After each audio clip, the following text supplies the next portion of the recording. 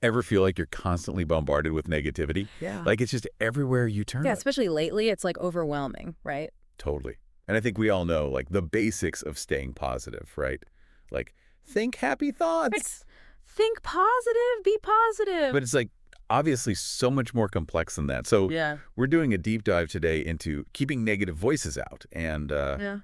I think, we're going to go way deeper than those surface level tips. Absolutely. And even the title itself, keeping negative voices out, like it implies action, right? Yeah. It's not just something that happens. Totally. It's an active choice. It is. And it starts with recognizing the power of words, which is where this source really dives in. For sure. And it actually kicks off with a quote from Proverbs 18.21. Oh, a good one. Yeah. It says, the tongue has the power of life and death.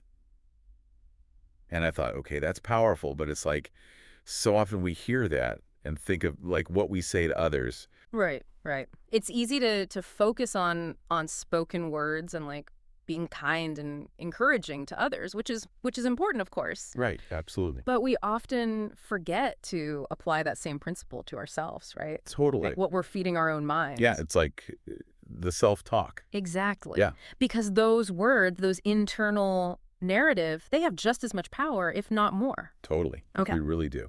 And it's funny, because the next thing the source jumps into is Philippians 4.8. You know that one, right? Oh, yeah, yeah, classic. It's like, okay, focus on whatever is true, noble, right, pure, lovely, admirable, all the good stuff.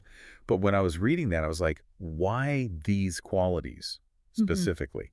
It's not just a random list of positive words, right? It's so true. And I think when you look closely, each of those qualities, they actually seem to directly counter specific types of negative thoughts and feelings we might struggle with. Wow. Like true combats the lies we might tell ourselves. Exactly. Noble pushes back against feelings of worthlessness or shame. Right. Helps us discern between what's, truly just and what's not. It's like this really intentional antidote for negativity. It's like a toolkit. Yeah. Like when you feel this, focus on this. Exactly. And it makes you realize it's not just about feeling good, it's about aligning yourself with truth. Yeah. And that requires effort, right? Like you have to actively seek out truth. You have to be intentional about filling your mind with things that are actually good and true and beautiful. Totally. And you know what that made me think of is like another point in the source, which is taking every thought captive. Oh, yes. From 2 Corinthians. Yes. That one's powerful but tricky, isn't it? Yes. 2 Corinthians 10.5. And I've always struggled with that because it sounds kind of, I don't know, forceful. Right. Like, how do you actually take a thought captive? Like, do you just like shove it in a box? Yeah, like wrestle it to the ground. It's like, what does that even look like in practice? Ex And I think that's where a lot of people get tripped up because it's not about suppressing your thoughts, right? Like pretending they don't exist or trying to force them away. Right, yeah. It's more about, first of all, acknowledging those thoughts like, hey, I see you, I hear you, and then choosing to engage them with truth. Oh, okay. So for example, let's say you have a thought like, I'm not good enough for this. Mm-hmm. You recognize it, right? Yeah. Mm-hmm. And then you intentionally counter it with truth, like I am capable and I'm willing to learn, or I have strengths and talents that can contribute. So it becomes this internal dialogue, a conscious shift from negativity to truth. So it's not like silencing the thought. It's more like redirecting it. Exactly. It's about recognizing you have a choice in how you respond to those thoughts. Totally. And that takes practice, right? Oh, absolutely. Like any mental discipline, it takes time and effort to develop that skill. Totally. Which kind of leads into this next idea the source brings up about the company we keep. Oh, yeah. The classic iron sharpens iron. Yes.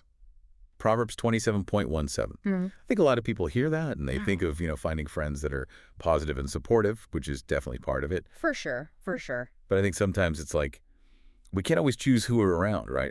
Like, you have your coworkers, you have your family. Exactly. You can't always pick and choose your environment. So what does that look like then? I think it's about being intentional in the areas where you do have a choice. Okay. Like actively seek out positive communities, find mentors who inspire you, even online spaces. There's so many amazing online communities now where people are focused on, personal growth and positivity and support. That's true. So it's about like strengthening your support network, if you will. Yeah. The stronger that is, the more resilient you become to the unavoidable negativity you'll encounter elsewhere. That makes sense. And all of that, I think, is so tied to this last big idea from the source, which is guarding your heart. Oh, yes. Proverbs 4.23. Above all else, guard your heart, for everything you do flows from it. Yeah.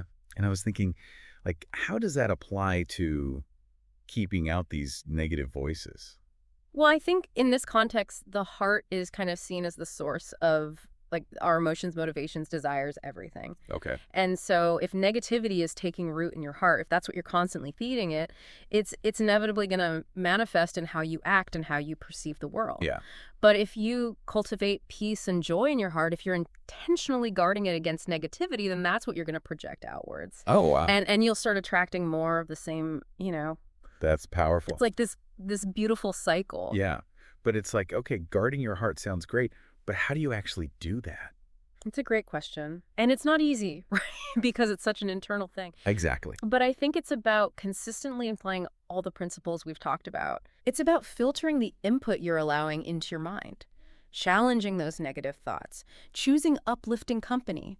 All of that contributes to building this inner resilience. It's like, it's not one thing, it's a whole lifestyle. Exactly. And the source actually calls it a practice, which I think is so fitting because it's ongoing. Yeah. You don't just do it once and you're done. Yeah. It's a daily, sometimes hourly choice to guard your heart and cultivate positivity. Yeah. But the amazing thing is every small step reinforces the next. Maybe you start by like intentionally limiting your exposure to negative news or social media, Right. and then maybe you choose one recurring negative thought you want to challenge. Yeah. And each little victory contributes to a stronger, more peaceful you. Yeah. So powerful. This deep dive has been so thought-provoking. Yeah. And as we wrap up, I'm really thinking about, like, if our hearts are so influential, what's one small thing I can do today to start nurturing that positive wellspring within myself? Something we can all reflect on, I think. I love that. I think that's the perfect takeaway, honestly, because it starts with that awareness, that intentionality, Yeah. and then from there, you can start taking those small but powerful steps towards keeping those negative voices out. Exactly.